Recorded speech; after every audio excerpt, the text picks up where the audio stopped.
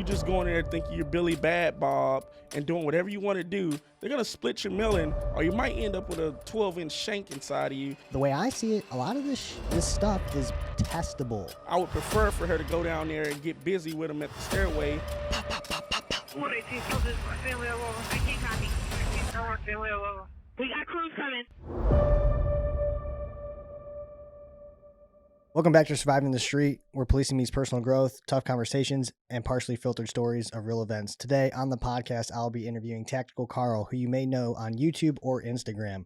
Karl is a former combat engineer and active law enforcement officer. He devotes a major part of his time educating anyone who may be interested in defensive tactics, industry gear, survival, and all things Second Amendment or law enforcement related. Karl is dedicated to promoting a culture of continuous learning and professional development within law enforcement. Karl. Boom! It's Tactical Karl. What's going on, people? What's going on, world? How are you doing today? When this man was reading it off, he made it sound so beautiful and sexy. I was like, Jesus Christ, am I doing all these things in the world? Doing great things in the world. So yesterday, me and you spoke on the phone for about 45 minutes to an hour. That was the first time that I had ever talked to you. Correct. For an extended period of time. I think we maybe messaged back and forth a few times once or about twice. a few things.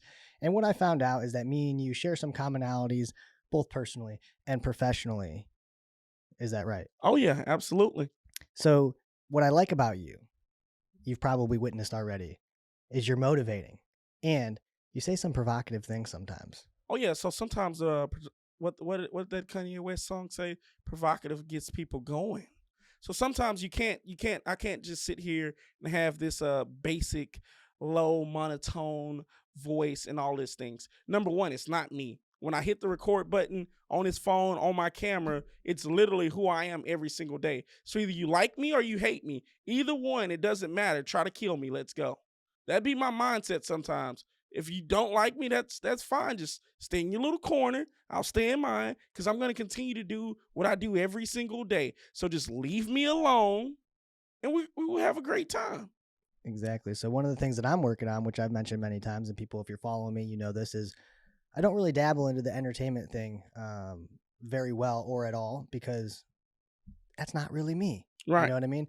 I feel like I'm entertaining in my own way, which, people also kind of gets the people going. Right. They disagree. They, have things to say or whatever.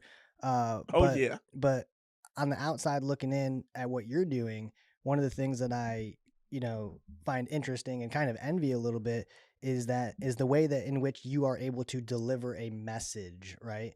It's different from the way I deliver a message, and certain people might resonate with the way I say things and the way I do things, and certain people might resonate in the way that you say things and do things. Oh, absolutely. Some people be like, it's a freaking clown show over there with Tactical Karl. Number one, I cranked up this business. I started this internet stuff to have fun. I'm having fun. I'm sending information and knowledge out. Like this whole podcast, I'm not going to say one curse word, but some people would think that I am not capable of not being a maniac. People thought when I first came into the internet business that I was just some psychopathic individual that was making people do push-ups and getting off to see them in pain, but they didn't understand the information and words and knowledge that I was pushing out to make individuals better. And I have plenty of individuals that's alive on this earth today that have unalived individuals with the training that they have received from me, and none of them have been indicted. Some have been shot, but they're alive because they deployed the knowledge and information and skills that I have devoted and I have given to them. When I used to first start classes, we'll have a 6-hour class. We'll be going on hour number 14 because I want to give you so much information. When you leave me, I want you to be able to go out and fight Joe Shit the Rag Man and do an excellent job at dominating him in the fight. You didn't pay any extra. It's just that I want to give you what I have because I know that things can get escalated at any given time. Well, some people also want their handheld, right? Yeah, we're not doing the come here, little Tum, little Timmy Bob. We can't do that. If a student is not getting something, I'm gonna break it down to whatever level they at. I'm gonna stop. I'm gonna take my time. It's not smash, smash, smash, smash. No, let's understand what's happening with you. Let's analyze. Let's break you down. But I'm not about to sit here and be like, okay. Well, some people have to. Like my grandmas, like the 70-year-olds, that's trying to get the LTC. Be like, look here, grandma, you got to do it like this. You don't want to hurt them. Yeah, no, grandma. And at some point, you got to amp it up a little bit. Absolutely. We can sit here and we could be some keyboard specialists. And if we never get under pressure, well, guess what? When pressure comes, they say pressure busts a pipe. Well, pressure ain't gonna bust no pipe over here. It builds diamonds, baby. So you will find out what an individual is made of, just like you when you do your force on force. When you put them under that pressure, all marksmanship goes out the window. When somebody's sending rounds back towards you, even if they're paintball projectiles, they hurting. You don't want to be like, ah! So you got to figure it out real quick. Exactly. So if you had to take somebody who understood the fundamentals of marksmanship and they were maintaining consistent accuracy, at that point, would you want that person in your corner, or would you want the person in your corner who also can maintain consistent accuracy but has also been punished a little bit?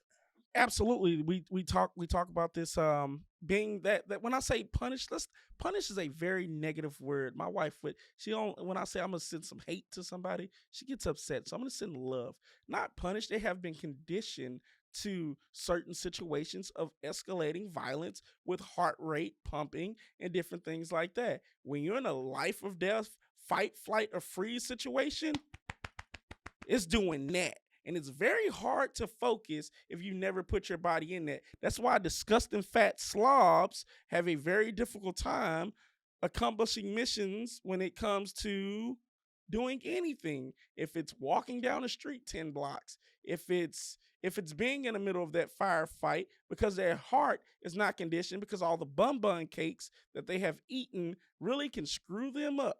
You'll see the difference. So fitness and that, it plays a huge part. Either one of us are disgusting fat bodies, and we train and we do the things that we do. So if you are a disgusting fat body, take the initiative right now to work on that and be better. I promise you, your significant other will appreciate you more. The people, would you think the collective of people that have anything negative? First of all, I don't care what anybody's doing. It's none of my business. I don't care. I honestly, I don't pay all that much attention, right? Unless you provide value to me in some way. And there's a couple people that do that for me, right? And it's like, I'm not going to associate myself with a negative person. That's ridiculous. Absolutely not. It's just, you're wasting your own time, right? If you're spending a lot of time, conversating or hanging around somebody that is disingenuous, doesn't treat people correctly, and uses, talks so badly about other people, I believe that they're doing that because the only thing I can assume is that the information they have isn't good enough. Because if it was, you might lean into that a little bit. How many people do you think, or what do you think the collective of people that have something to say about maybe what you're doing, what is it they're doing, you think? So in the beginning, when I first started this, kicked this off, everybody had something negative to say.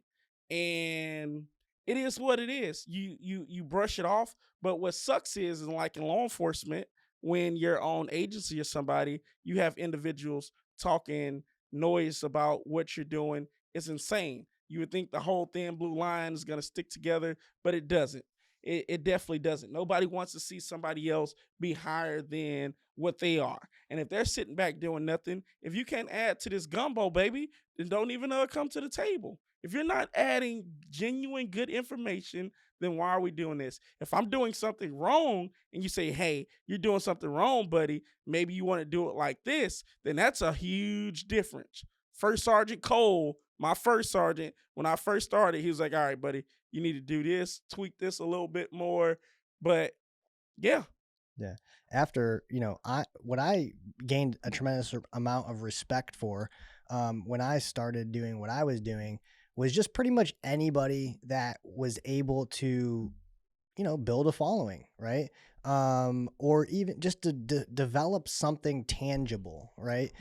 Because I obviously know now and see now how hard that actually is. So for that, just in and of itself, I think deserves some respect. Not really looking for respect from people who have something to say and don't really care, whatever. That's one way or another. But certainly, that whole idea and mentality and what it takes to actually do that should be respected, because when you do that, when I did this, who's taking the risk doing that? You're taking the risk doing that, right? Professionally, personally, Yeah. right? Right, because people are going to come in, they're going to say things, have opinions, etc. And what kind of risk are they taking by just continuing to show up and continue to do what they do? And they actually might have good information. They actually might have a really valuable opinion, and they're kind of thinking like, man, you know what? I could teach somebody how to do that. I'm pretty sure I could do that. Yeah. But guess what? They don't do it. They don't. Most instructors are afraid of going in front of a group of people and talking. And I'm talking about some of your most high speed, elite individuals on this earth. They public speaking, they be like, no, I can't go speak in front of a crowd of individuals or peers like my own. I'm pretty sure when you took the TCOL instructor class, you saw that. Yeah, When exactly. you took the firearms instructor class, you saw that. It's when you got to read that lesson plan, it's like, yeah.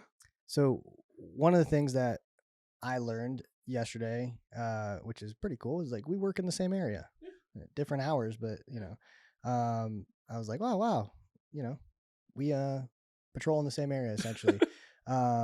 Which I wrongly assumed that maybe you lived over on that side of town. That's neither here nor there. But you're from this area, right? And so growing up here, obviously has its own challenges, Oh, right? absolutely. And you are probably the anomaly in that factor, right? Absolutely. So in my neighborhood, everybody knows that I'm a police officer. I've the crazy part is now in life, I've have friends that's probably on death row, well, associates, and I have locked lawyers, doctors, and multimillionaire people that I know. But the associates growing up, they were into some wild stuff. Like literally, I have one good buddy. We used to do boxing together. He's on capital murder because he became an idiot and decided to go rob somebody, shoot him, and spit on him. Like that's the difference. And people can say the neighborhood is gonna make you, and it plays a factor on how you can be. But you don't just let that stop you. Don't be like, oh, because you grew up in the hood. Well, I need to go out here and steal this and do that. No, make something of your freaking self. I think that having which most, I'm not most, that's not the right thing to say, but a lot of individuals growing up don't have a, support system necessarily, or a mentor or somebody to, hey man, do that again. Well, when you look at my father, he was a very interesting human being, and he ruled with a iron sword, and he was not playing that stuff. And also, my mom had his back in that situation, and they've been together for like 40 something odd years and still going strong. And what did your parents do? So my dad, he owned his own landscaping company.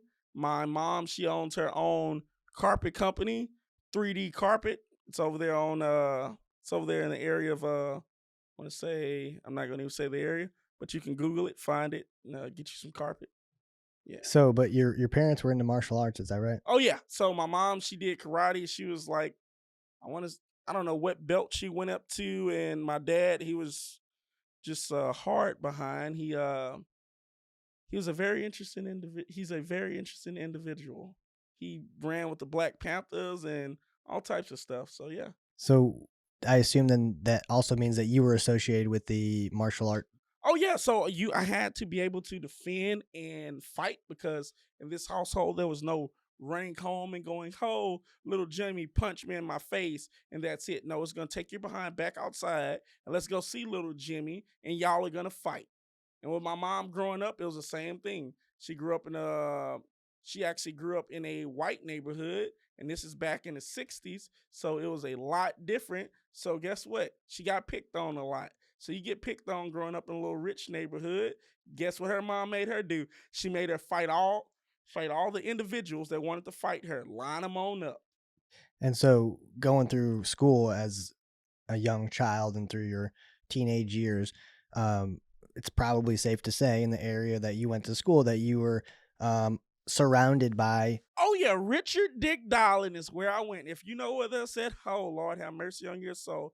Richard Dick Darling was a very interesting place to go to school. I'm talking about first time I seen the police snatch somebody up, seen a guy jump out the second story window. We were in math class. This was a Hispanic dude, tattoos all over him, MS-13. He was wanted for capital murder also.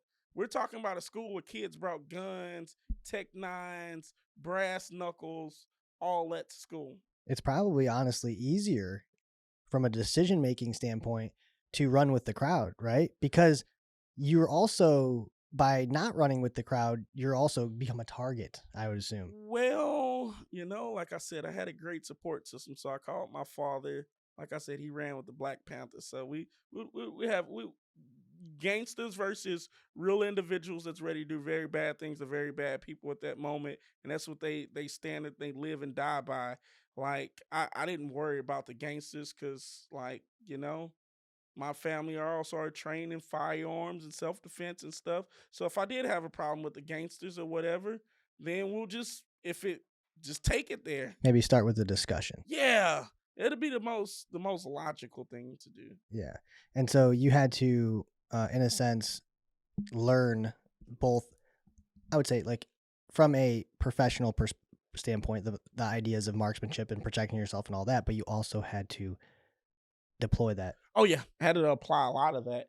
And like I said, being a little skinny fellow with glasses, you have to learn how to fight real quick. Somebody might take your stuff, especially when you come to school with the nice stuff. And these kids that's running around here, their mom on welfare, they're like super poor. We lived in the hood, but we wasn't poor. My parents made good money, $100,000 plus a year. We just lived where we lived at because they was like, there's no point of living in a $300,000-$400,000 house. So yeah, deploying violence to individuals that brought it to me. So I've been like that my whole life. If you bring violence to me, I'm going to bring violence towards you.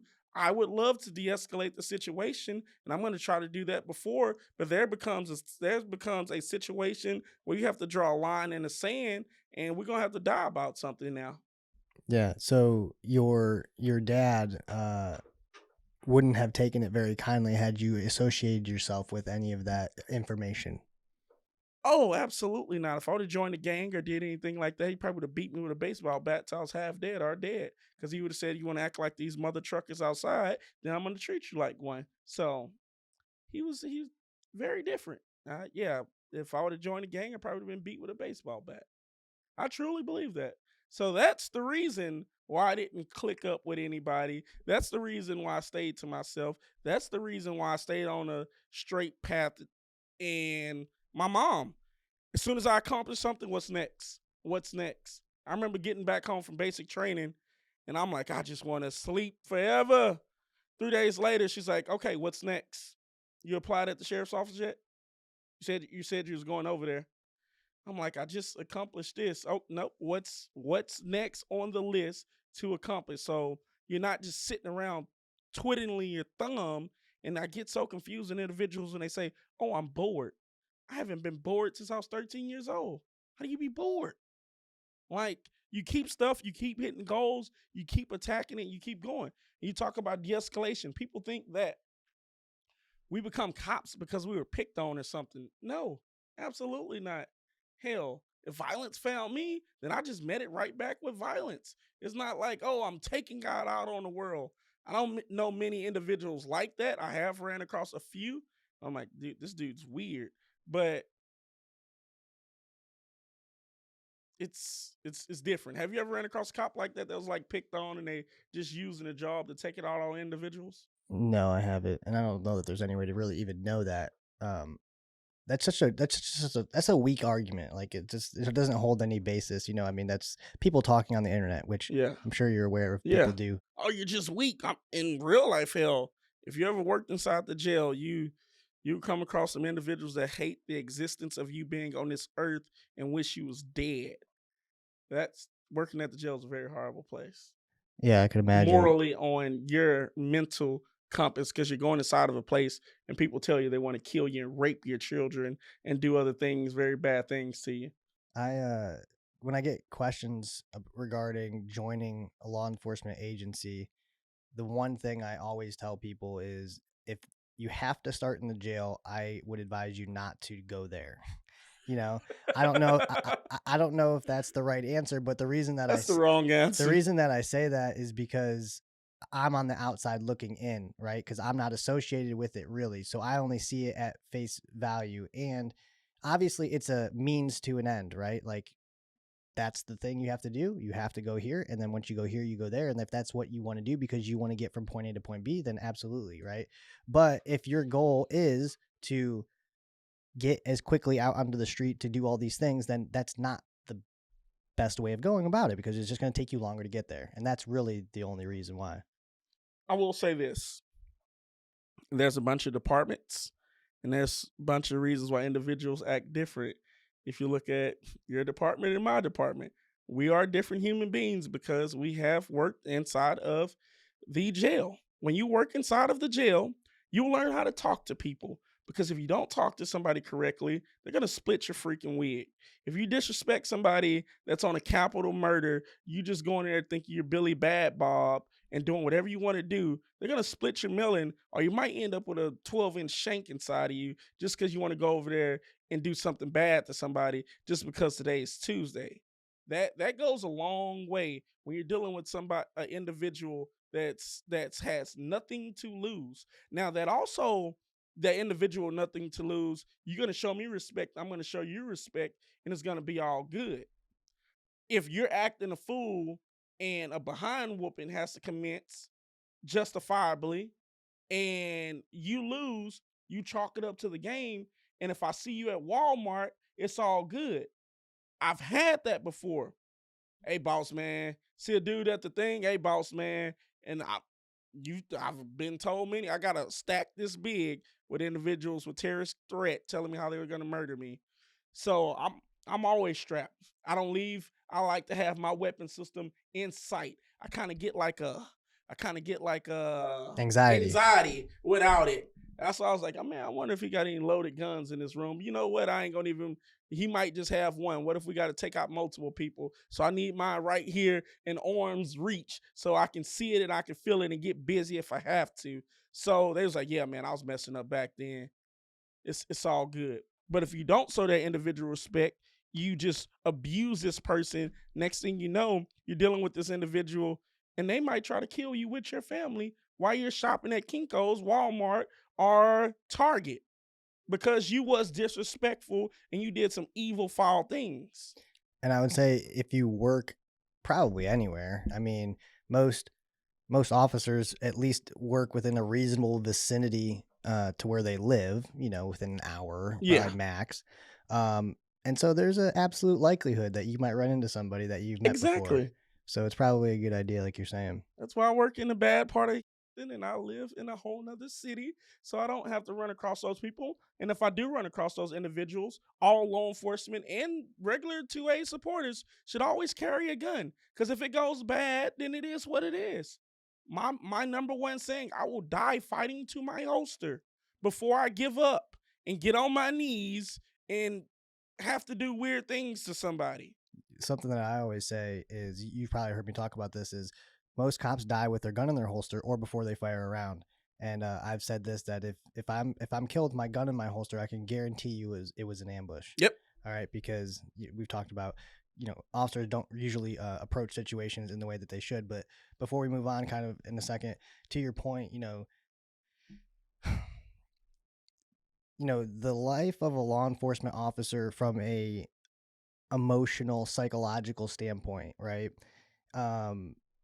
If you're at least thinking in the way that we do, which you probably should, okay? Because if you value your life, then you probably should. Or what I'm going to talk about here is, if you value your family's life, you probably should. Yep. Which is, I've talked about, when I'm at work, I have a mindset, right? A certain mindset. I'm in a police car. I'm a target, XYZ. I'm prepared on the way to work. I'm prepared on the way home, but I don't have the same mindset. I'm not expecting, an ambush, right? And same mentality outside of work, right? It's like, I'm off duty. Nobody knows I'm an officer, so I'm not a target in that sense. Still a target, which is something we'll talk about on the next podcast, of criminal behavior, being a victim. Of course, that's always going to be there. But obviously, when you're a police officer, like, you don't go unnoticed. No. Everybody looks at you like you're driving It's like open carry. I say it's like the girl with the see-through yoga pants and she got a big purple thong on. You don't want to look, but you're looking, but you don't want to look. But it's very obvious what's happening and going on out here. So that's the same thing. When you walk inside of a place, somebody is eye screwing your weapon system on your hip. You become the center of attention. You don't even know. People don't want to look, but they're looking. They don't want to look, but they're looking. You're the girl with the big shiny purple thong on. I wrote an article for Police One on that. Why it's to your tactical advantage to conceal carry versus open carry, and it's for that reason. You automatically lose the tactical advantage. You know, Absolutely. if you're standing in line and a group of dudes run in to rob the store, and you're standing there paying for your stuff, and they see you have a gun, well, you probably don't have a gun anymore, all right? Because they probably took it from you at best if they didn't already shoot you, right? The opportunity for you to now go for your gun is limited if they've already seen it. Probably not something you want to do. Whereas if you are concealing it, it's inconspicuous. You can back away. I don't want any problems, and then you put yourself in a more advantageous position. But what I was going to make a point on before about, from a psychological standpoint as a police officer, something that is just kind of like I've thought about a lot is I work relatively close to where I live, 25, 30 minutes. And the opportunity for me to, let's say, meet my wife for lunch is something that I could do, right? Which would be a wonderful thing. You know what I mean? And I kind of briefly worked in a small town where, that was a common thing, and nobody ever thought anything of it. Because relatively nothing happens, right? But here, the reason that I don't do that is because I'm worried about somebody seeing me with my wife and then following her home or following her to a stoplight, right? Now that they know, well, that's his wife. Hey, let's kill his wife. Hey, let's see where he lives, right? That sucks, man. Yeah, I've never even thought about that point of the thing. I would never on duty. I would even want my wife to come visit where the hell I work at because it's chaotic. It's madness. So you stay your behind on our side. Now, if I'm working in EJ or something like that, I've had her bring me food. But my wife is also extremely capable of violence, and her rules of engagement is a lot less than what mine is because I have a use of force continuum to follow. She's 120 pounds at max. Her use of force continuum is a lot lower than mine, and she carries everywhere she goes with 15 rounds with the AR in the back locked up, ready to go. And inside of the house, it's the same thing. So it'll be less damage that's probably happened inside of my household if somebody broke into it with me being there versus her, because her rules is very clear. We got a 130-pound dog that's trained to rip nuts off. We got another 75-pound pit bull that's just she's ready to go at all times. So the alarm system start ringing and things start going down. She knows to grab her AR-15 slot, that plate carry on, and go into her safe space. The difference between you and your wife is that your wife doesn't really have a policy. You know No. what I mean?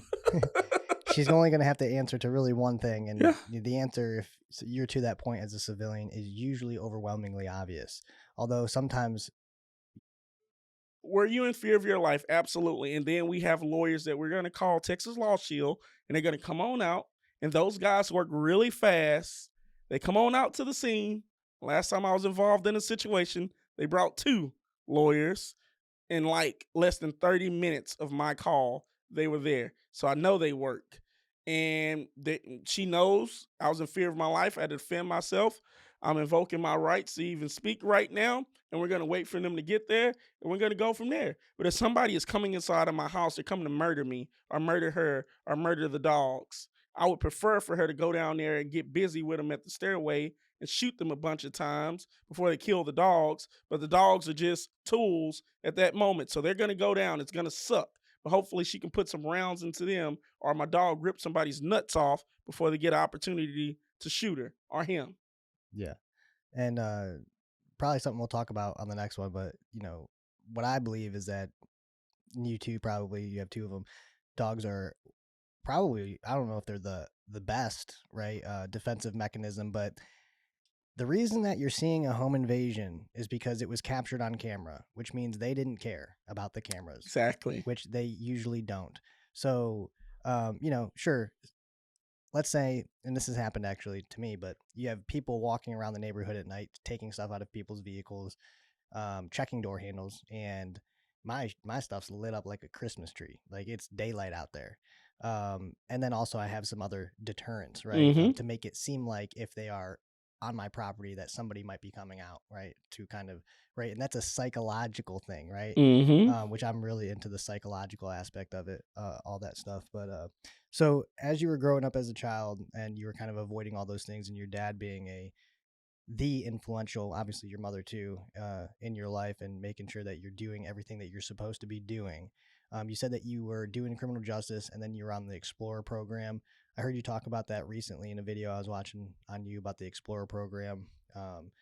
Could you explain kind of what that is real quick So and where did that start and end? Because I know you went into the military. So the law enforcement police explorers, I was either 15 or 16, ninth grade. The reason I went to high school for law enforcement was because of their law enforcement program. So that's going to help you understand the criminal justice system. You're taking classes and different things like that to get a foot inside of the door. Because I wanted to go to Sam Houston State and continue the law enforcement thing, even bobber.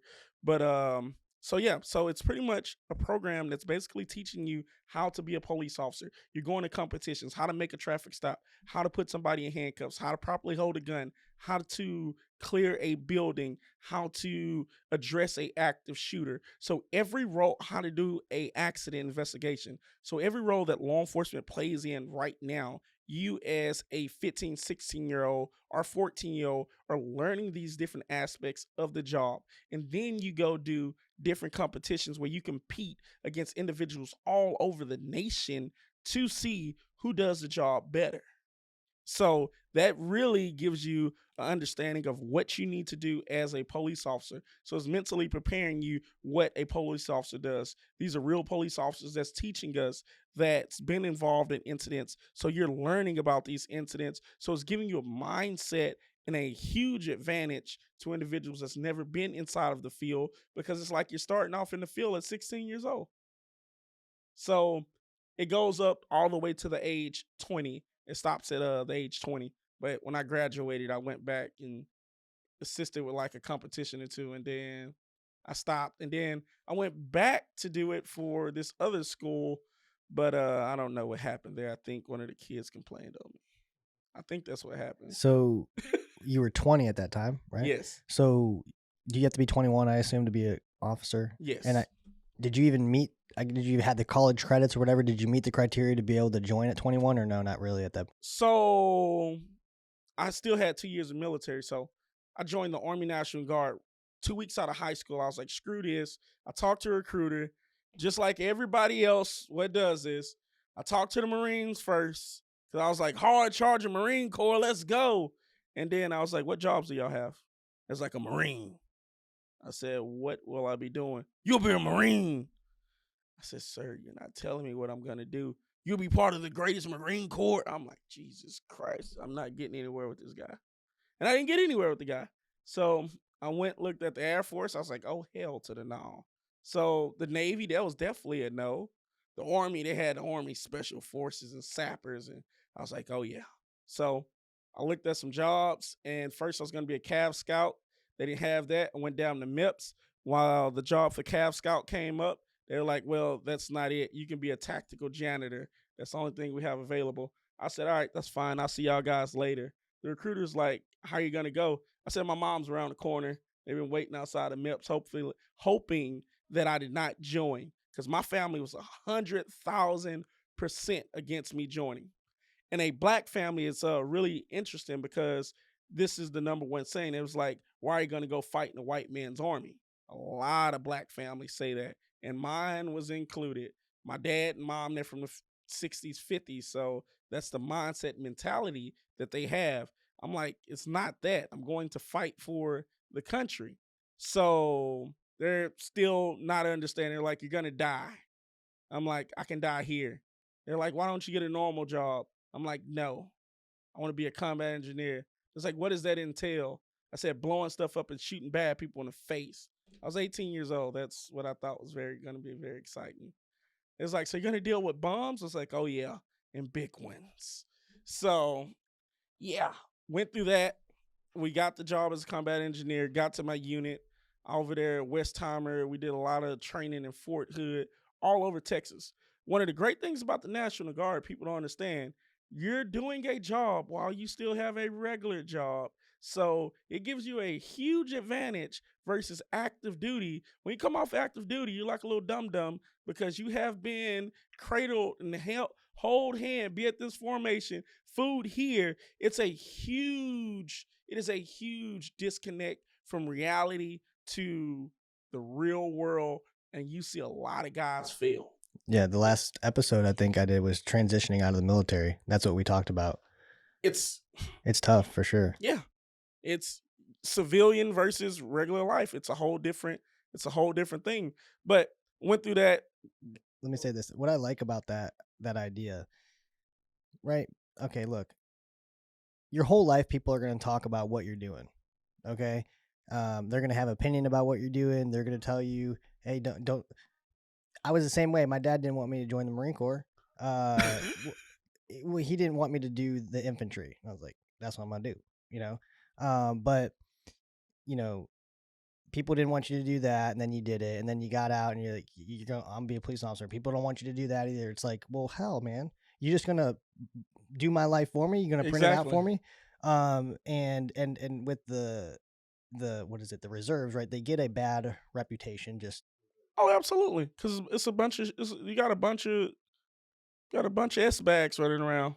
Yeah, because I mean, the reality is that you get less training. You are in the military, but it's not indoctrinated necessarily to the extent, obviously, because you're just not around it all the time. So it matters what type of individual you are.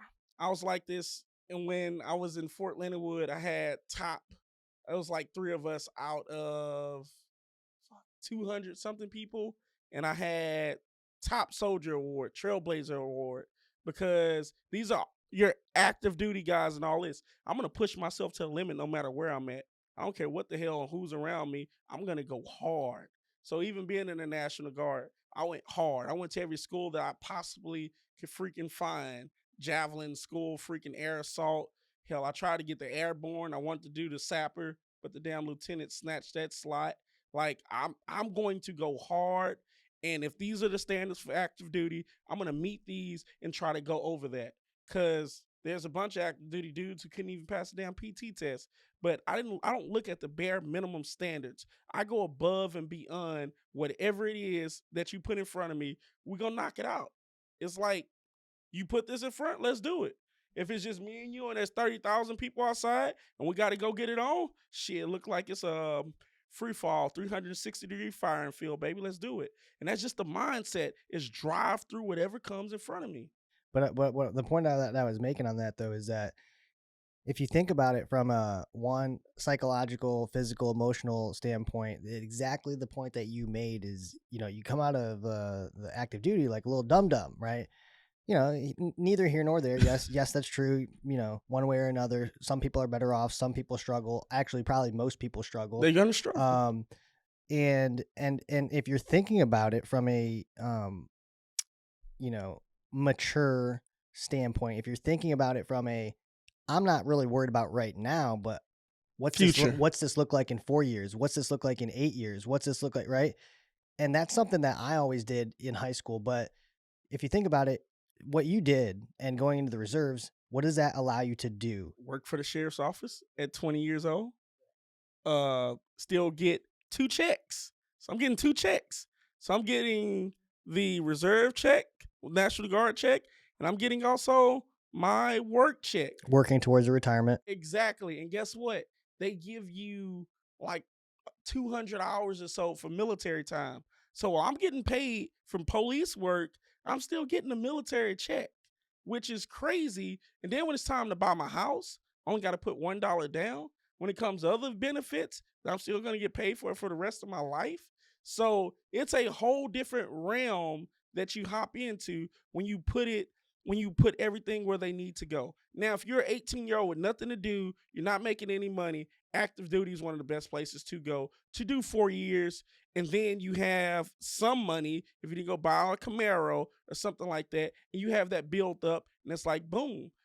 But the reserve option allows you to work on several options at one time absolutely towards an end goal. Whereas active duty, what people don't realize on active duty, and you should pay attention to this, is that, you can actually work two options too while on active duty, and most people don't know that, or they don't. Their command doesn't make them aware, or their leadership doesn't tell them about it, or they're lazy. Okay. The one thing that you can do in the military and also not use your GI Bill is you can get some of your schooling done for free. There's different programs. At the time, I don't remember what the program was. And when I started doing that was on my first deployment because I was on a ship, so on a Marine Expeditionary Unit. So all I had was time. I'm like, well, I'm gonna sit here and read a book, and I might as well put in some work and get some classes done. And so I did some of that. But like, so I'm gonna encourage my kids, if that's something that they do, like, okay, you're making this decision right now, but how are you working towards 2 years from now, right? Because if you don't, you end up flat on your face, no job. Oh gosh, they were paying for this, they were feeding me. Now I have nowhere to go. What am I going to do? I was going to have this option, etc.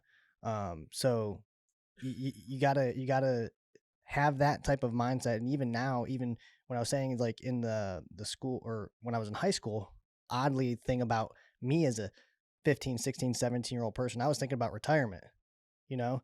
And I was like, I already had my plan, what I was going to do. I've said that a number of times, but that's a very peculiar thing, I would think, for a 16, 17, 18-year-old to be thinking about.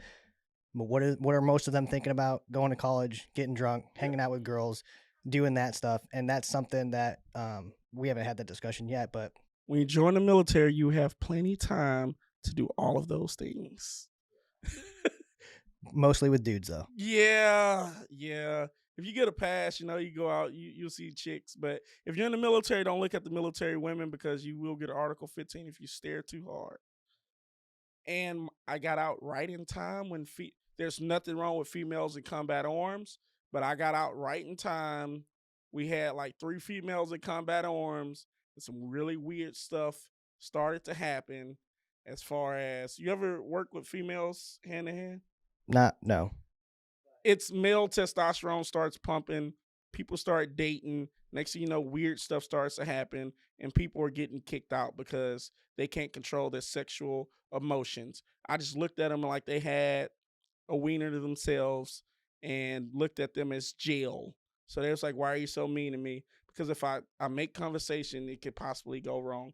But there's nothing wrong with women in combat arms or women in law enforcement, and people, especially these meatheads on the internet, they always bring that subject up. I know some chicks that I go to battle, go to war with any day versus some fellas that will tuck their tail behind them and run. Yeah, we've had that conversation on the podcast. And when people say things like, you see people say things on the internet about females and policing, and it's like, man, you just don't know what you're talking about. Firstly, and secondly, like you can't hire only people that want to go out there and catch. Their primary objective is catch the bad guy. That's the only thing I care about, and I only care about catching the bad guy in this way right here, which is police chase, foot chase, grab him, put my hands on a guy. Because if you do that, you're gonna have nobody to go investigate. Absolutely. Oh man, you hit the nail on the head. That article I sent you, did you know that guy?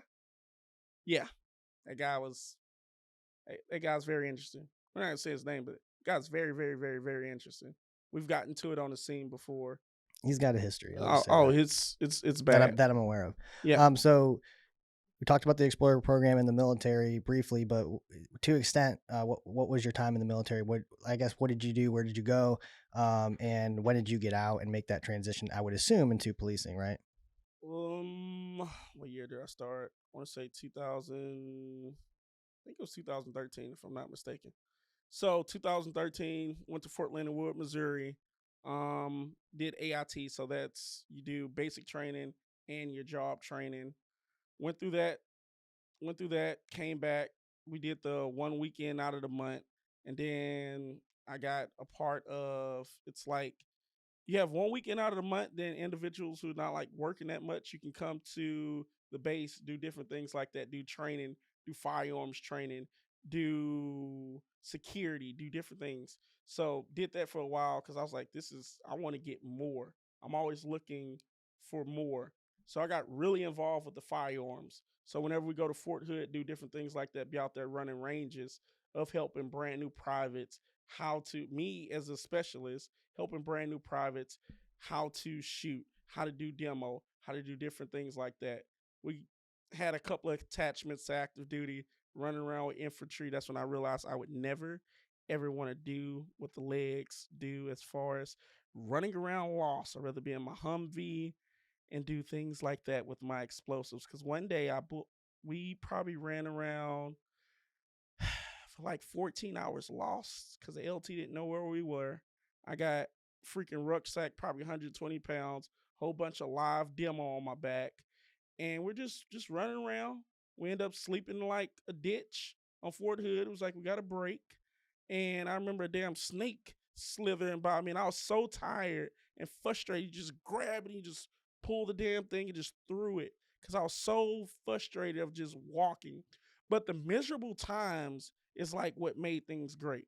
Like just the BS that you go through with your buddies make things great. Sleeping in the damn woods, it starts pouring down, raining, all your stuff soaking wet, and you're just sitting here waiting for the LMTV to come pick you up, and you've been sitting here fighting with the weather all night long. Like things like that just like makes it worth it. It's embracing the suck. The stupidity that goes on is just like embracing everything.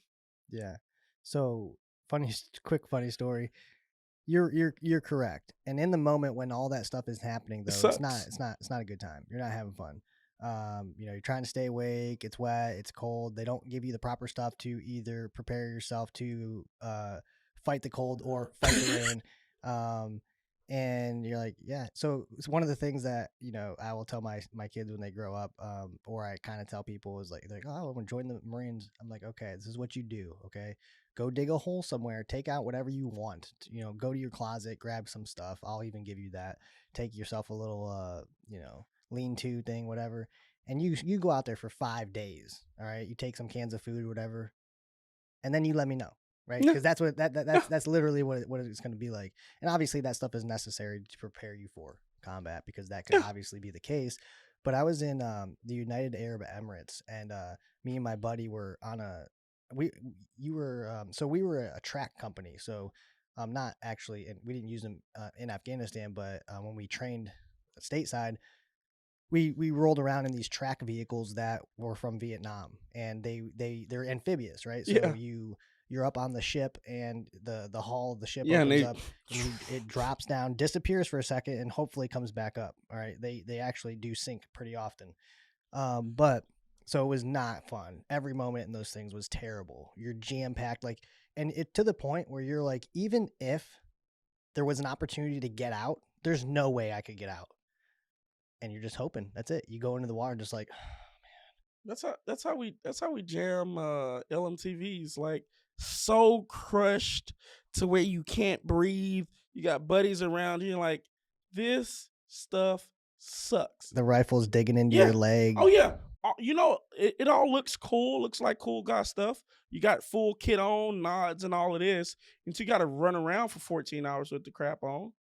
Yeah, I did a little bit of stuff on the border, Brownsville and stuff like that, but that was before we came out with the stateside mission. But yeah, it's all cool and fun and dandy until you're running around with it, lost, and you got to carry all this stuff. Yeah. So we were in UAE, and me and my buddy had to go post security at the training site, which was it was a desert, sand dunes and stuff. Me and him, fumble up this little sand dune, and we sit on top of it. There's nothing but sand, is all you could see, and we just sit down. And then it just starts raining, and it's a little bit cold, and there's a breeze. And the only thing that's dry at the moment is everything under your butt and your legs and like the side of your shoes. And we're just sitting there, and I looked at him. I said, pretty sure I'm going to end up getting out of here. Yeah. I'm Yeah. like, so that's the real deal. And to your point about looking cool and having all this stuff and what you see on, let's just say, Instagram or the internet or whatever. Yeah. Grand thumb shooting around looking cool. That's 5.0.5% of the stuff. But that is a misconception I had looking at, like, I don't know what's on the Marine Corps website. I haven't been on there since 2008 or whatever. But when you look at it, you're like, man, that's cool. And it is, right? It feels cool. It looks cool when you're doing it. It does feel cool. But the part that you're missing is that you actually feel really miserable. Mm-hmm. You know what I mean? But it prepares you. So now it doesn't matter how bad something's going. I'll be like, I remember that bad situation I was in. That sucked. When I went through SWAT school, it was like, this is really sucking right now, but it's something that you embrace and it feels good. So you get in a regular situation. You're like, oh, I'm sitting in a prone position on a damn house. We're going on hour 2, waiting on SWAT to wake up, and we're sitting here waiting for this guy to come out the house, and hopefully you resolve the situation. Yeah. But what's missing in that, perception from a viewer's standpoint is just you don't feel or understand the uncomfortableness with associated with that stuff. And you get, like you said, you get used to it. So you get comfortable being uncomfortable. Mm-hmm. But yeah, I think that part is obviously missing because there's no way to obviously interpret that. But and you don't want people necessarily to know it doesn't feel good. Yeah. How I got out was I'm still policing. I chased this freaking dude who broke inside of a building. He ran through a retention pond. This place was connected to like some industrial field. So they're like leaking whatever inside his pond. And back then, if you ran from me, I was going to chase you down till there was no more breath or blood in my body till I got you. Well, I caught my guy, hooked him up, booking him downtown. I'm not feeling good. I'm writing up the DMs. I'm not feeling good. I'm going like in and out. I end up going home trying to take some medicine. My fever had got up to like 102, almost 103. And I was like, this sucks. Go through a whole bunch of medication, almost die because whatever was in that water. But I have to go to my drill like the next week. So I'm on a whole bunch of medication. Somehow some soldiers got in trouble. I'm like, I can't do any of these exercises. I'm all about it. I'm usually the one dishing out the pain. I'm like, I'm sick. I'm all jacked up on medication. Well, guess what? Your arm's not sick. Just keep on flapping them. I explained y'all a story. What the hell's going on with me? You're not gonna like, what are we doing here? And they had an issue with that. So I had an issue. First sergeant's like, hey, you got to do the push-ups. He said, all right, first sergeant, this is about to get real interesting. And I only got like 2 months left. So it's about to get real interesting around here. Let's just say old Sarge was mad. He was real mad. So first Sarge comes up. We start talking about it or whatever. And yeah, it was about to be bad. It would be retaliation. Yeah, that's what we was going to go with. I was like, charges will go. But you try to screw me, bro. We're gonna play this game. We're playing stupid stuff right now. Like, you're using your authority to do stupid stuff. So you're doing wrong. So we're only gonna make wrong and wrong right. You're breaking the law. I see it in my face. I report it. So now, who's wrong here? Idiot. All we had to do was not do idiot stuff of you flexing your authority that had nothing to do with nothing. So you want to play stupid games? We play stupid games, and he didn't like it. And he got his car towed. So you were talking there, you were leading up to when you got out. That's around the time I was like, this sucks. This is stupid. I'm done. And I'm not making money. Yeah, interesting point. How long were you in when you decided to get out? Right at 6 years. Yeah. Right, because look, I've talked about this, why I decided to get out of the military, and I didn't go in depth, and I don't know if I can. But it seems like what was going on at the time with you and why you made a decision like, man, this ain't for me no more is probably, it sounds like leadership. Right? Yeah. And I've heard before that people don't leave jobs, they leave people. Yeah. You know what I mean? So sounds like you didn't really mind being a combat engineer, but you didn't think it was worth subjecting yourself to the environment and the people that were surrounding you. And it's not even my direct line. My sergeants, all of them, most of them was fine. My first sergeant, loved him to death when I first started this firearm stuff.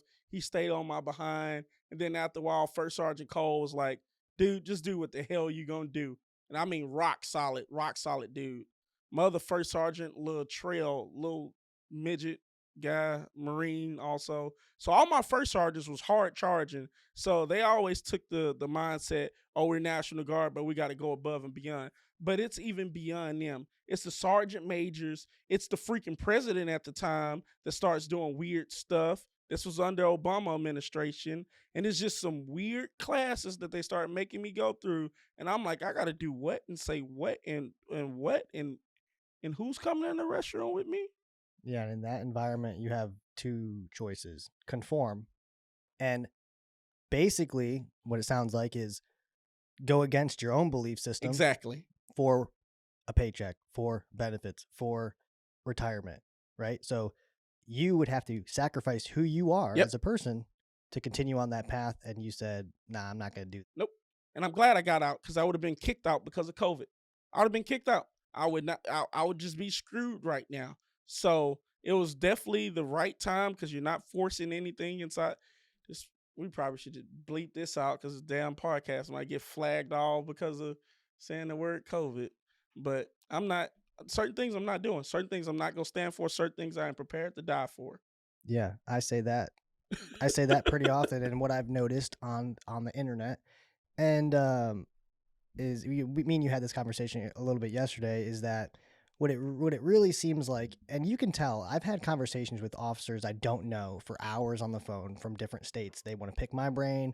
They kind of disagree, want to see where I'm at, and I explain it to them, and maybe they understand and they go, oh, I didn't think about that, or maybe they say like, okay, well, I just still disagree. That's perfectly fine.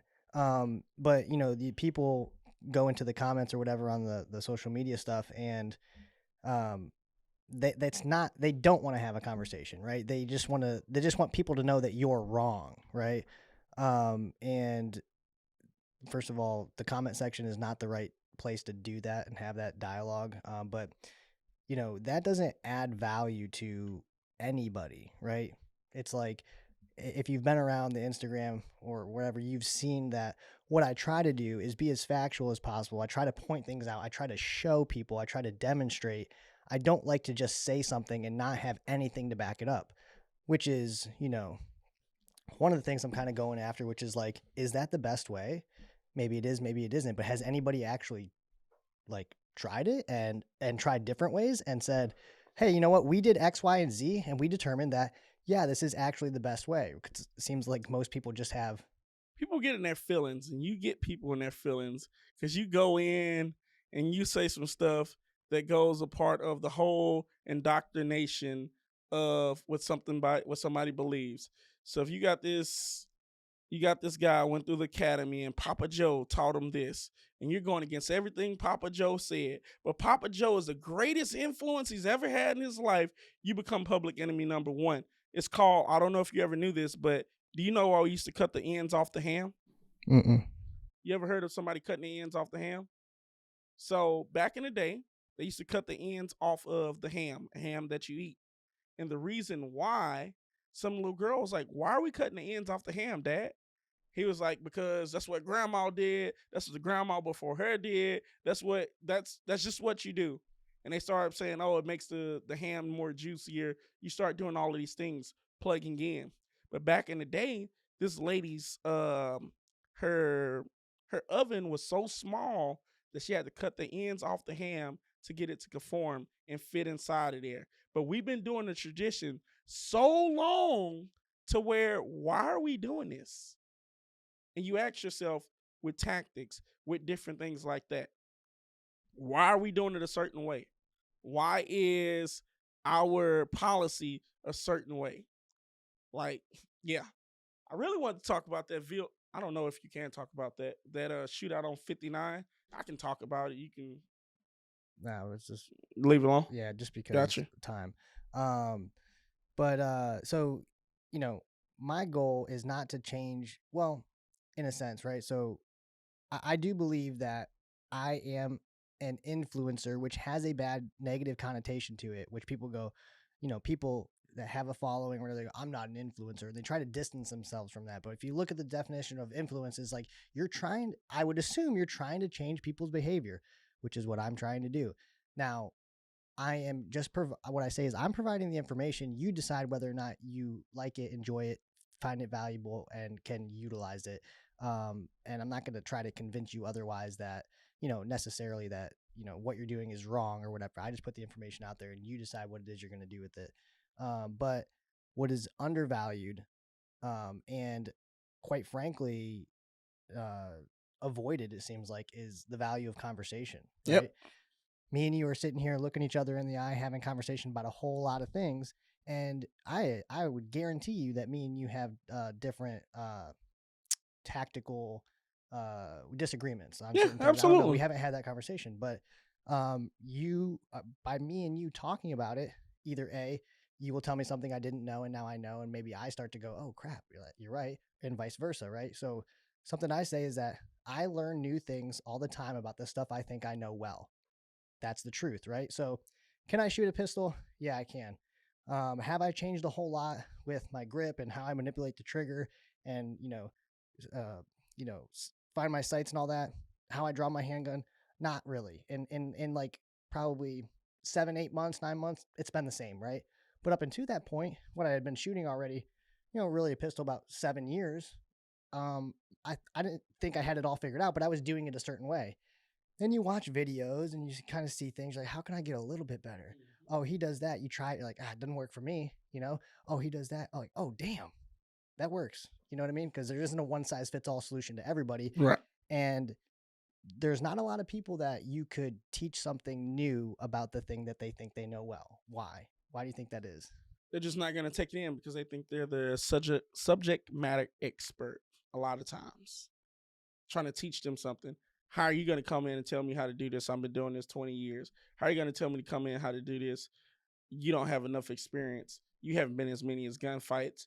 Or my favorite one is our military personnel. Oh, I've deployed X amount of times, but you can't shoot worth of crap.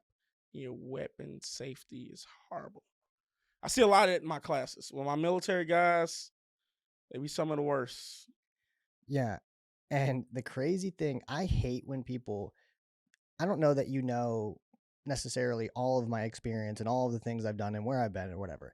And I've actually forgot to introduce myself in my own class several times because I'm so focused on the information and providing the information that I don't care. Right. And, you should be able to walk into a room of whatever instruction that you're about to get without any knowledge of what the person has done in their life and determine whether or not you think it's valuable and it makes sense. Okay. And if you have to make sense of what they're saying based on what they've done, that's 2 times fold. And the reason why I spent freaking $800 for a not Rob Lakeham, damn it, I can't even think of his name right now. But he's a grandmaster shooter. He was a Green Beret, tall, white dude. I can't even think of his name right now. Long story short, because of his background, I was like, woo, I'm going to spend all of this money on this class. I'm going to get so much. And I did. Mm-hmm. Experience and what you've done is extremely valuable because that experience has provided the information to get you where you are, to get you your collective of information that you can now provide to other people. And it's not something that should be completely discredited. But if you are hearing and seeing and you're being taught something and you want to determine whether or not you like it or you think it's valuable, like, well, hang on a second, what did you do? Like, oh, no, man, we ain't listening to that. Yeah. Because, I mean, the way I see it, a lot of this stuff is testable. Yep. Right? You can put it on a timer. Yep. We can determine what is relatively the best way to do it. And so the reason I teach the high-risk vehicle encounters class is because I have determined based off my training and experience and the things that I've done in the past and just objectively looking at one, a problem, and two, how do we solve that problem, which is adequate lethal coverage as soon as possible? What is the quickest way to do that? And this is what I have determined is the quickest way to do that in these situations. So if you have another option, you would have to prove to me that in that moment, putting rounds on that guy is faster. And if you can, I am willing to change the way that I teach to conform to that because now that is the best way, right? And the only way that I see that being practical is if you remove windshields from cars, and I don't think that that's going to happen anytime soon. Man, we'll go into a whole in-depth thing because I've never taken one of your classes. I'm going to have to test one out. What is the difference between your class and William Petty's class, vehicle ambush. So here's a little bit of something. Firstly, I have a whole opinion, right? And I try to present this in a way in my class that is not filled with emotion, okay? But what I do in my classes is I show you body camera footage of the very thing that maybe you were taught not working, okay? Because what I believe is, one, videos are undervalued, right? And you see I do a lot of the body Right. camera stuff, and what I do is I slow it down, I back it up, I zoom in, I point things out, because otherwise you just see it, you have no idea, right? Because people kind of repost things, or they'll do a paragraph, and some people are focused on something entirely different, right? Using cover, basic things, how you handle people, all that stuff is awesome. But I don't know that there's anybody particularly focusing on marksmanship in these moments. And, you know, I think a better class, first of all, let's just say this, okay? There's, I don't want to speak to William Petty. Don't know the guy. Don't actually know what he teaches. Let's just say that. So I'm not talking about him or what he teaches. I'll just speak on what I know is being taught elsewhere, right? So there's counter ambush classes, right? In the counter ambush class, they teach you or show you or familiarize you with the idea of shooting through your windshield, right? In what circumstances are they basically saying, in this situation, this is a good idea, or not even a good idea, but practical, we'll say, right? An ambush. What is an ambush? An ambush is a person lying in wait. Okay, that's what an ambush is. So if you're on a traffic stop, or not a traffic stop, let's say a vehicle pursuit, and a guy, you're coming to a stop, the door opens up, and the guy runs from the vehicle with a gun away from you, and you shoot through your windshield at this guy. Not saying don't do it, not saying justified, don't care one way or another, but that's not an ambush.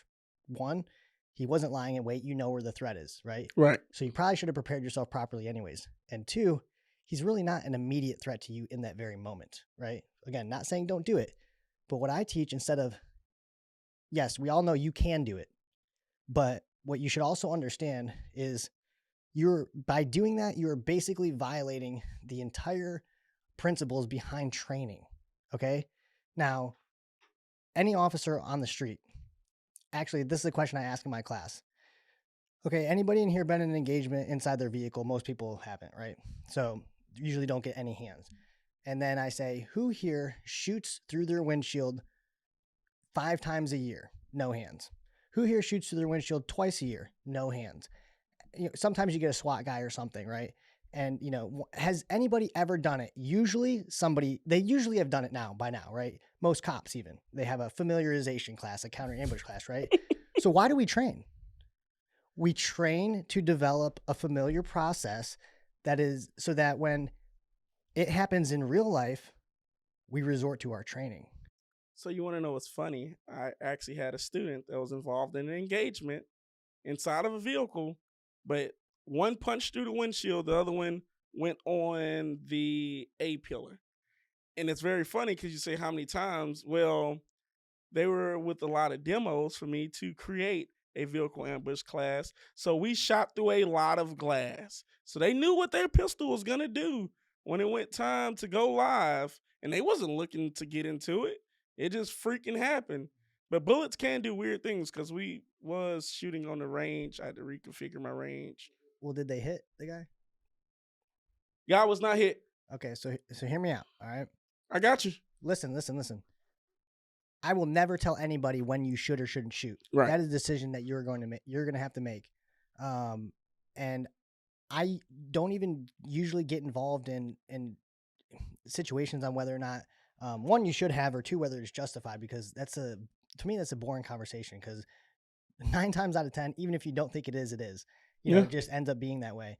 But we train to build a familiar process so that when it happens in real life, we resort to our training. So automatically, that aspect of resorting to training isn't there because you do not do it. Why don't we usually do it? Because of time, resources, money, windshields, cleanup, all that stuff takes time. It's debris, everything. So we don't do it. And then the other part of that training, which people should be very careful with, is that my question to you is, are you setting realistic expectations shooting through that windshield where you're at right now? Maybe you are, maybe you're not, right? But in this class or in any video on YouTube, the target is fully available, stationary, either at the bumper or within like 3 yards, right? It's not very far. Which, could that be your situation? It could be. Is it ever? Hardly ever, right? So the more you continue to shoot through that one windshield you have to shoot through for the day, you're going to start making a bigger hole. Mm-hmm. Now your rounds are not doing what they would actually do if you restarted that drill every single time. Through fresh. So you're building unrealistic expectations based on target distance, target difficulty, all of these things. And I play a lot of videos in my class of cops shooting through windshields, and the time in which they're shooting through windshields, they're not doing it during an ambush. Okay. They're doing it maybe when it's justified, but maybe not. It's necessary if you understood that the guy's 15 yards and running away. Yikes. Okay. Your round is going wherever. Yeah, because it starts doing weird things. Bullets exiting out start going up. Bullet exiting in starts going down. It's good to see it happen. Yeah. So instead of sitting in a car all day long shooting out of the vehicle, what I believe that is a familiarization of understanding what it's like to be in a vehicle when rounds are being fired, feeling the pressure of the guns, not panicking, staying in control. But I believe it's valuable for a familiarization aspect. I don't believe it's valuable to set realistic expectations in real life, because you don't know what's going to happen to that round when it leaves. You know, what they say is the only thing that you can, what does it say? The only thing that you can't take away is a bullet fired and a word said. Like, the only thing that you can predict with a round coming out of the windshield is that it's going to be unpredictable.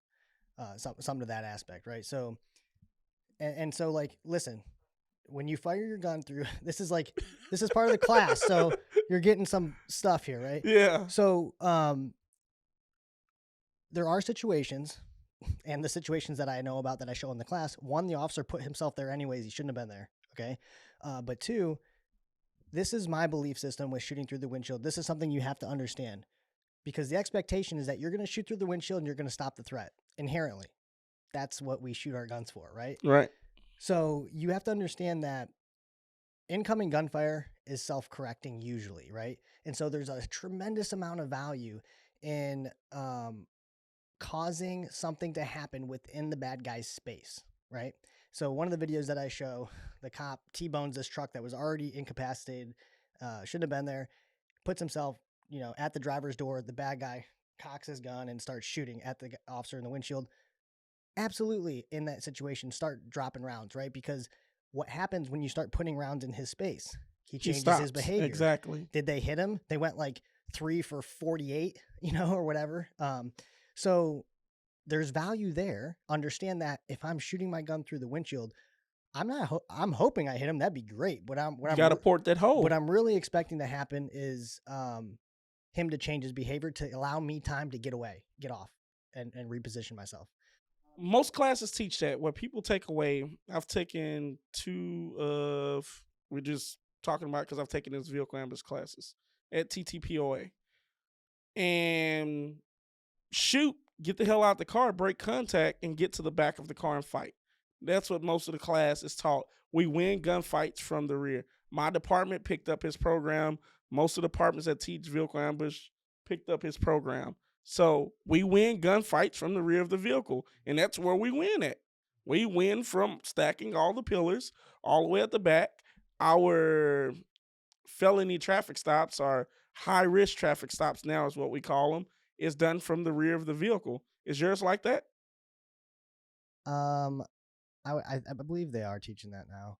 I don't know. I haven't been through that portion of it. I've always done that because on the team that I was on at the time, that was our mindset, and we were doing vehicle stuff. So we wanted the only thing that we could do is get back.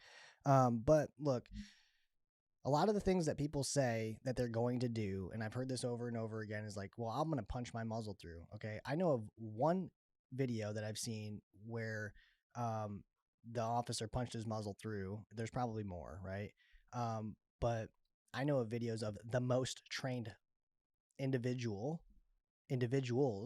with the most training in the highest place, right, that do it more than anybody, and in that moment didn't punch their muzzle through. And then my next question is, right, because you shoot, right? You make that hole and then, right, you punch your muzzle through. So, right, it's not like, so you shoot, bang, punch your muzzle through, reacquire your sights, find the guy. My question is like, why are you still in there? And not only that, but now you are committing yourself to stay in the cab. You gotta yank that. So like that's why I teach what I teach, because it gives you the opportunity to avoid that situation altogether. Right. Set realistic expectations. Because I don't want cops riding around here shooting through their windshield. There was a group of, or a team of, our team was like partners, and I think it was LA. They were driving, one of the videos I show, they shot everything they had basically through their windshield at this truck. You know what the guy did? He pointed a gun at them during the pursuit. They unloaded. They went to slide lock through residential area. Okay. Oh, I saw that one. Did you see the one? I think he was the guy started shooting and the trooper put his rifle to the windshield and he was letting loose. Yeah. On the freeway, right? Yeah. Like, yeah. So that's the one video that I know about where they actually did that, and you're rolling, and there could be some factors that, you know, if you're in a complete desolate area in the desert and you're taking rounds, whatever, dude, I don't care. So what, this is a good question. At what point do you start returning fire when the individual is shooting at you, even though you are in a residential area? Well, I could tell you this, the department I work for, if you shoot your gun from your vehicle moving, you're done. So there's that. Okay. So let's just consider that aspect of it. Y'all don't teach vehicle ambush? Well, that's different. You're stationary. I'm saying, like, if you're in a pursuit or you're rolling around, like, I know of situations where that's happened. So consider that. Okay. Do you want to lose your job? Is it absolutely necessary? Do you know who's in the vehicle that you're shooting at? Can you be accountable for every single round? That becomes really difficult at speed. That becomes really difficult when you're weaving in and out of traffic. But you're authorized to pit them. And it's probably going to end up in the same result of possibly death at that moment. Because you pit somebody, the same factors go into play. Well, look, everybody's out. Everybody's out there trying to make the best decision possible, and you were trained on pitting. You're supposed to pit and get out of there, so you better do it right. And if you end up getting stuck there, you better have a partner who's up on the gun, ready to fight. Right. And you better be. And if you don't, you better at least be prepared for that moment. Look, I mean, you're in a pursuit, you're getting shot at, you know, you're driving by yourself, shooting back at them is completely unreasonable, not from a legal standpoint, but from an accuracy and accountability standpoint. You're like, I can pit, clear to pit, I'm going to pit this guy. That's on you. And you still take legal ramification for whatever happens at that moment. Yeah. So, I mean, there's more on that. We can talk about vehicle stuff all day, one day. That's one of my passions, you know, working in and around vehicles. So what I believe, something that I'm going to do in the future, a more benefit, because I think that these officers go through, well, it's kind of clear. They go through the ambush class. They leave there thinking that, oh, if I could shoot at this guy who's running 10 yards across my hood. Pop, pop, pop, pop, pop. Dude, you have no idea what you just did. Yeah. I mean, you port 5 different, because you can't port. Because when you do it and you port that hole, you have to punch in that hole and start working it from that hole. So we're talking about 3 to 6 rounds put inside of this hole and moving around and doing what we're doing. Because it's not saying if I have fresh glass, I aim at you. Here's something. So what I believe is that, and it seems evident, officers leave there thinking that they can achieve the same thing they're thinking on a static target, on a static range, and a hole that's this big already in any situation. That's what I believe. So what I believe is a better, a better course around that, call it whatever you want, and still do the things that you're doing maybe. But really the entire theme of the course is that this course is about showing you what you should, what kind of expectations you actually can have. So what do? You put targets at variable distances, at variable speeds, targets that aren't fully available, that are sideways, that are running like this, right? These are all real life situations that happen more so than a guy standing there in front of your hood like this. Okay. It happens. Yeah. That does happen. And when you start doing that, you start seeing that we can't hit this dude. One of the videos that I play in my class that we tested is, you know, I basically say a whole lot, but close proximity, shooting through a fresh windshield, target is very close, fully available at a speed that isn't running, but is more at a fast walk. 0 for 4. And guess who's shooting? The most highly trained person that there is. Okay. So you have to prioritize clearing your muzzle, because if we clear our muzzle, we can guarantee hits. We can't do that if we stay in our car. Yeah. So that's what the vehicle class is about. Real quick, we're on an hour and 3 minutes, and we have to go back a little bit. I'll get into that in a second. So, Tactical Karl, how did that come about? Real quick, what's your mission? What's your goal? What are you focused on, and where do you see it in the future? Okay, so Karl, that's part of my name, and we just threw tactical in front of there. When you say tactical, that's teaching tactics, a way of doing something properly in a tactical sense. So that's literally just shooting a gun, doing it well, and putting movement, different things like that, or any type of tactics.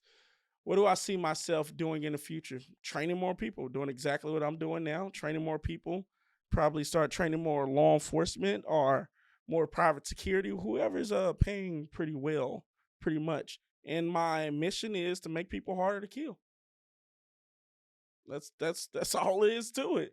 Making individuals harder to kill every single day, giving them the skills and knowledge that they need to make them a better human being. And even teaching on the internet of your videos that you put out. One time I had a dude cut his freaking leg open with a chainsaw. He looked at my medical video that I did of my trauma pack with tourniquets and stuff. This fool, he told his wife, go get it. He was cranking up the tourniquet. He was doing the check to make sure it was on him properly and everything, and it saved his life. Sent me $500. Random dude just sent me $500 telling me, thank you saved my life. Because when the EMS got there, they said I would have bled out. But I did what you said to do. So making people hard to kill every single day. Even if it's simple stuff like a chainsaw accident. Yeah, that's like, I get inbox stuff all the time from people. And like you even said, man, the stuff you were putting out made me rethink the way that I was approaching situations. So making you harder to kill, right? Exactly. We can't see what we can't shoot, you know what exactly. I mean? And getting there, if we don't get there at all, then we're no use to anybody anyways. But I think that's awesome because, you know, look, again, people have opinions and you're welcome to have those opinions. Oh yeah. But the truth of the fact of the matter is that people are learning from the information that resonate with the information. So what you think really doesn't matter all that much as long as the people that want the information are getting it and are putting it to use, right? So if people want to find you, talk to you, you can go.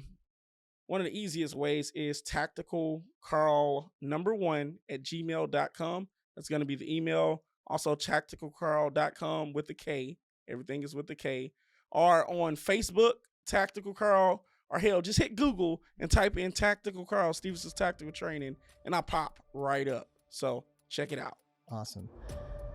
You know, kineticconceptsgroup.com. You can go there for kinetic concept stuff, Surviving the Street podcast. All the links to everything that you need from me is going to be at the top at kineticconceptsgroup.com. 118, tell this my family hello. I can't copy.